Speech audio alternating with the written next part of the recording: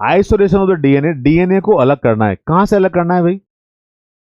जो भी हमारे पास रॉ मटेरियल है, चाहे प्लांट सेल है, फंगल सेल है, एनिमल सेल है, उससे हमको डीएनए अलग करना है। तो DNA which are to be used, passenger DNA and the vehicle DNA are extracted out of their cell by lysing the cell with the suitable enzyme। Lysing the cell का मतलब हुआ कि उस सेल को कौन डिजोल्व कर सकता है। यदि प्लांट सेल है तो सेलुलोज एंजाइम करेगा, बैक्टीरियल सेल है तो लाइसोजाइम एंजाइम करेगा, और यदि फंगल सेल है तो काइटिनेज एंजाइम,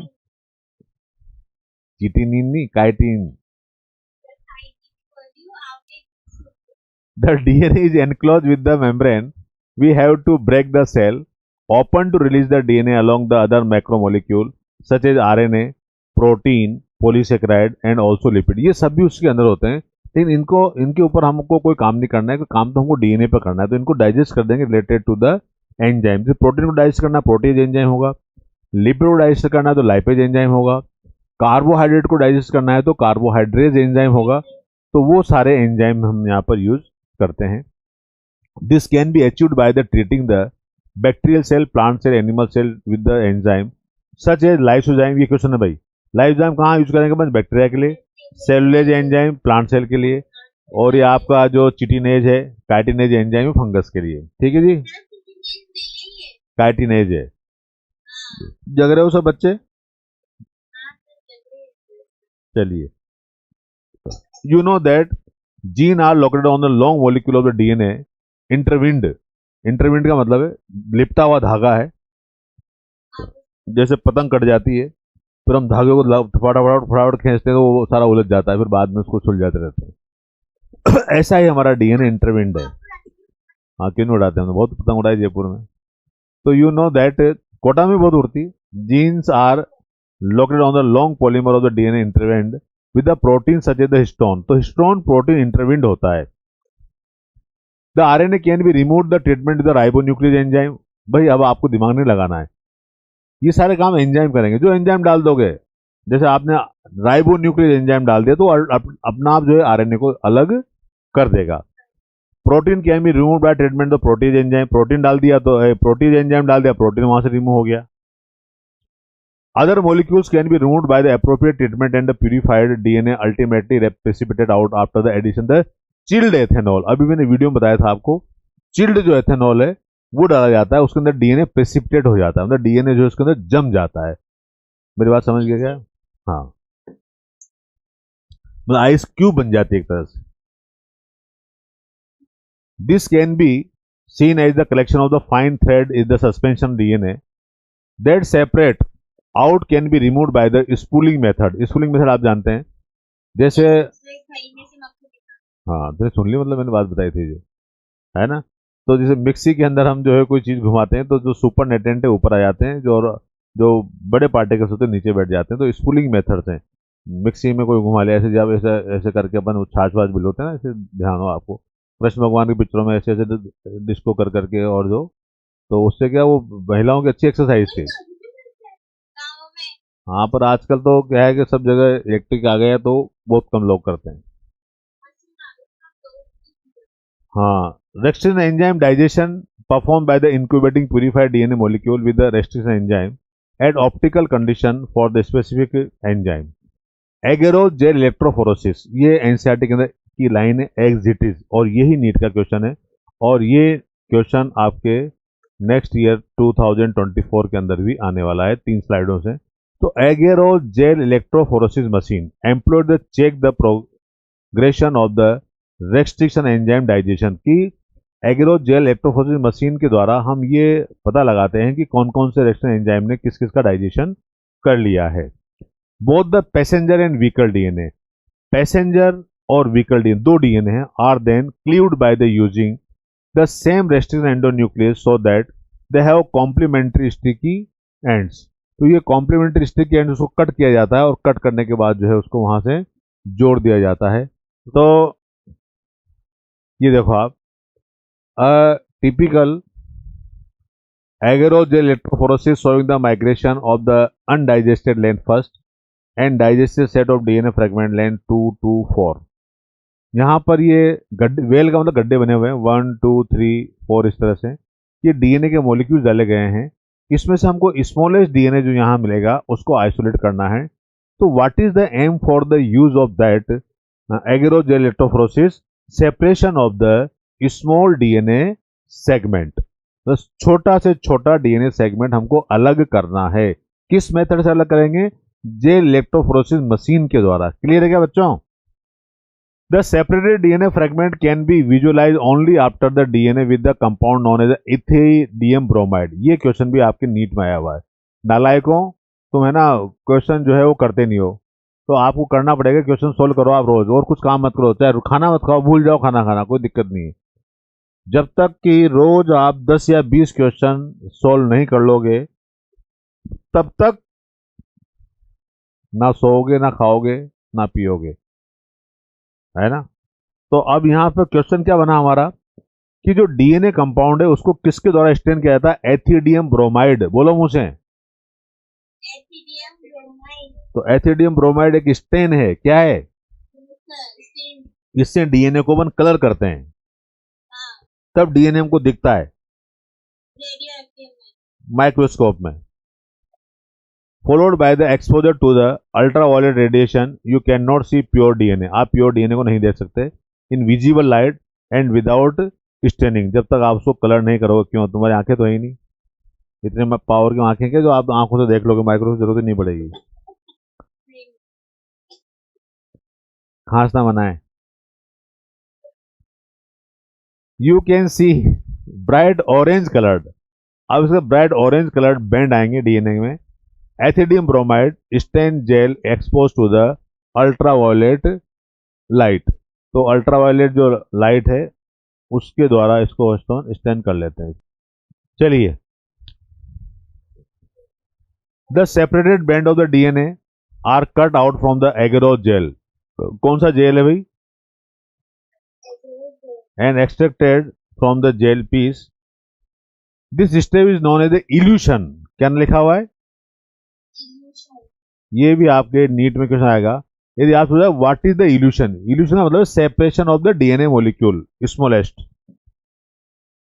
ये देखो यहां लिखा है the separated band of DNA are cut out from the agarose gel and extracted from the gel piece. Gel piece से बाहर निकालना हाँ क्या कहलाता है? इल्यूशन कहलाता है। क्या कहलाता है? The DNA fragment purified in this way are used the constructing recombinant DNA by joining them with the cloning vector. Polymerase chain reaction PCR are technology. Polymerase जो चेन रिएक्शन टेक्नोलॉजी है, इसके अंदर बहुत सारी कॉपी बनानी है हमको, क्योंकि ये मेथड इतना आसान नहीं है। एक बार हमने कर लिया, अब हम कॉपी बना करके फिर उससे हम प्रोडक्ट ले लेंगे। तो this technique was invented by Kary मुलिस।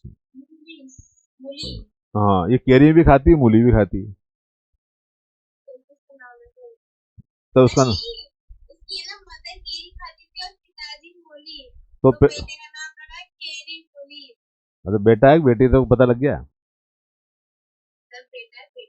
अच्छा, पीसीआर टेक्नोलॉजी को इन्होंने डेवलप किया 1993 के अंदर। केरी मुलिस को नोबेल प्राइज दिया गया पीसीआर के लिए, केमिस्ट्री के पॉइंट ऑफ व्यू से।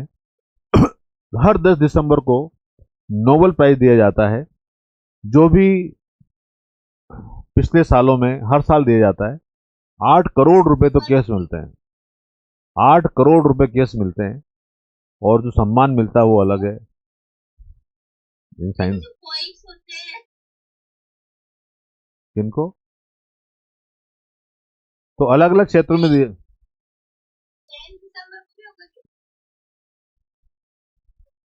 अल्फ्रेड नोबेल साहब का बर्थडे आता है 10 दिसंबर को, तो उनकी याद में दिया जाता है।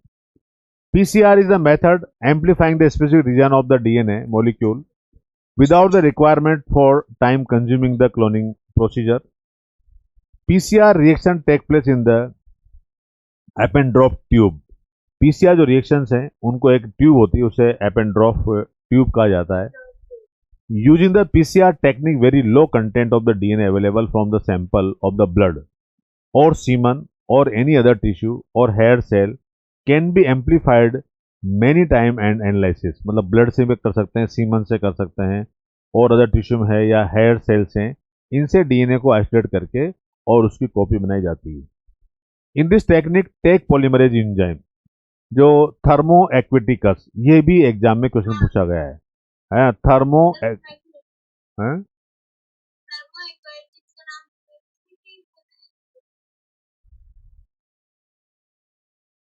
थर्मो एक्वेटिकस जो, हाँ तो वो और कुछ बोल दे, ऊंट का नाम है, ऐसे बोल दे।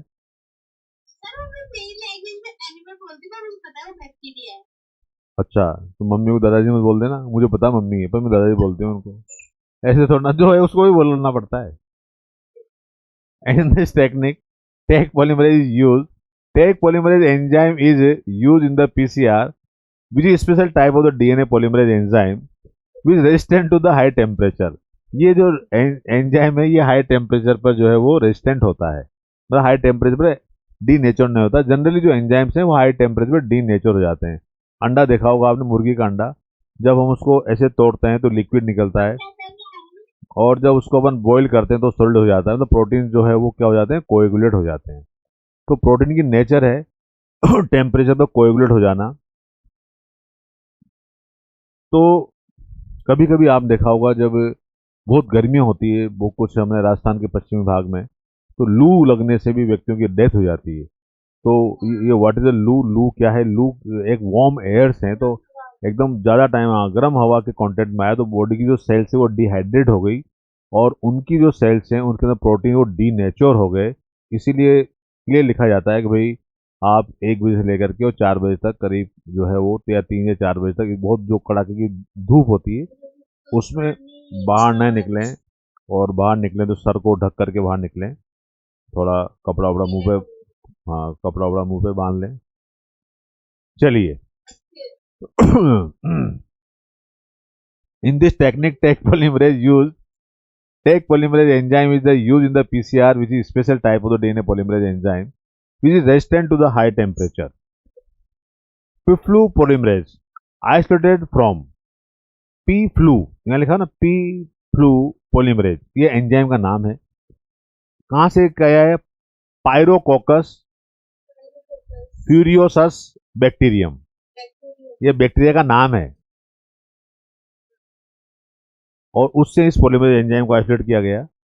वेंट पोलीमरेज अलग अलग है, ये थोड़ा एनसीईआरटी से बाहर जा रहे हैं अपन। आइसोलेटेड फ्रॉम द थर्मोकोकस लिटोरियल्स बैक्टीरिया, ये यहाँ पर main step of the PCR. NCERT का डायग्राम है, एनसीईआरटी में आपको दिख रहा है आंखों से। चलिए ये टेम्परेचर याद रखना आपको, डीनेचुरेशन, ये डीएनए का मॉलिक्यूल 3n to 5n, ये 5n to 3n, इसको हम डीनेचर करेंगे 94 डिग्री सेल्सियस टेम्परेचर पर। टेम्परेचर याद रखना है, क्वेश्चन आते हैं यहाँ से, यहाँ लिख देता हूँ मैं नीट, जहाँ मैं लिख देता हूँ ना वही पेपर है, मैं आपको पेपर बना के दे दूंगा, आप टेंशन मत करो इस चीज़ की। ये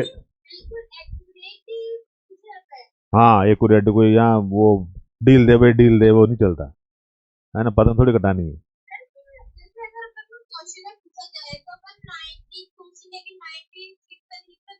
नहीं नहीं, गप्पे में नहीं मारना है, जो पूछा वो इतना जवाब देना एक्यूरेसी के साथ। तो डीनेचुरेशन 94 डिग्री सेल्सियस पर। अब ये एनिलिंग क्या है, एनिलिंग का मतलब ज्वाइनिंग, किसी चीज को जोड़ना। हाँ तो ये जुड़ गया यहाँ पर 5n से 3n, और ये इधर 3n से 5n। फिर एक्सटेंशन 72 डिग्री सेल्सियस, मतलब एक्सटेंड किया जाता है ताकि वो जो है कंप्लीट एक डीएनए का मॉलिक्यूल बन जाता है। समझ में आया क्या यहाँ तक? चलिए, denaturation 94 degree Celsius, in this step double standard DNA molecule is placed at the 94 degree Celsius temperature. तो 94 डिग्री सेल्सियस टेम्परेचर पर दोनों ही जो डीएनए के स्ट्रैंड हैं वो अलग अलग हो जाते हैं, सेपरेट हो जाते हैं। ये पहला हमने काम किया। So double standard DNA become the single standard, and each single standard DNA function as the template. अब दोनों डीएनए जो इससे लिपटे हुए थे, ये मेरा डीएनए है दोनों हाथों का, और इनको अपन ने ये अलग अलग कर दिया, तो ये एक टेम्पलेट हो गया, ये एक टेम्पलेट हो गया। क्लियर है क्या बच्चों?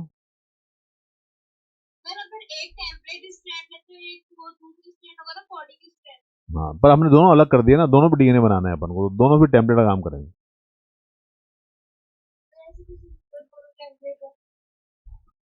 अभी बताएंगे। एनीलिंग का मतलब था कूलिंग। 54 डिग्री सेल्सियस पर आगे अपन। In this step two primer DNA are attached 3 end of the single standard DNA. Extension 72 degree से करेंगे। In this process Taq polymerase enzyme काम आएगा यहाँ पर। सिंथेसिस डीएनए और the template. PCR is the automatic process become Taq polymerase enzyme is heat resistant. क्यों Taq polymerase enzyme heat resistant है, मतलब ये आपके इन टेम्परेचर पर भी वर्क करता है, डीनेचर नहीं होता। ये भी क्लियर है क्या?